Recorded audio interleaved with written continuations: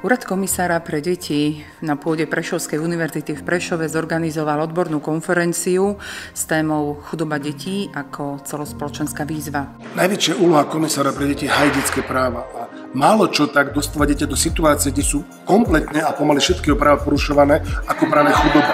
Chudoba je spúšťať problémov, spúšťať duševných problémov, spúšťať agresivity a tak ďalej. Samozrejme v súvislosti s ostatnými vecami, preto tá chudoba je naozaj veľmi dôležité o nej hovoriť a nachádzať riešenia pre deti, aj konkrétne individuálne, ale aj systémové. Deti si zaslúžia žiť v šťastí a naplňať svoje ciele a svoje predsavzatia, vzdelávať sa, vedieť sa rozvíjať športovo, vedieť sa rozvíjať v kultúre, pretože jedine tak dokážeme poraziť chudobu a dokážeme zvíťaziť nad zlom, ktorým je práve táto téma.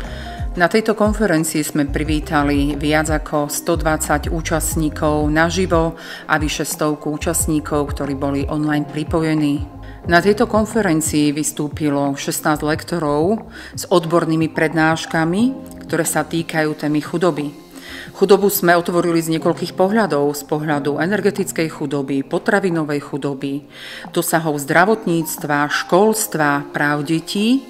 Účastníkmi tejto konferencie boli zástupcovia samosprávy, štátnych organizácií, zástupcovia z radu prijímateľov sociálnej pomoci aj poskytovateľov sociálnej pomoci. Teší ma záujem verejnosti pomenovať a hľadať riešenia aj tak ťažkých tém, akou sú dopady chudoby na deti. Spoločným menovateľom všetkých prednášok, ktoré tu dnes odzneli, je nádej. V rámci dnešnej konferencie sme podpísali memorandum o spolupráci s Prešovskou univerzitou, ktoré si veľmi vážim. Umožní nám rozvinúť našu odbornú činnosť, či už je to otázka prednášok, výskumov, spoločných vedeckých nejakých aktivít. Plus je to otázka spolupráce so študentami, ktorí sú vynikajúci dobrovoľníci a ktorí práve nám môžu pomôcť mapovať ten prvý kontakt s deťmi. Lebo toto pokladám za najdôležitejšie, aby sme boli čím bližšie deťom, čím bližšie k im problémom a veľmi rýchlo počuli o tom, čo ich trápi a čo treba im pomôcť.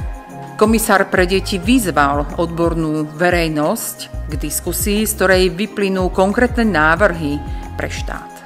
Oceňujem to, že naozaj vôľa spolupracuje je veľká, aby sme mohli spolu priniesť veľa vecí týmto našim deťom, ale hlavne to, čo sa tu zdôraznilo, bolo nádej. Nádej do toho, že veci môžu byť lepšie.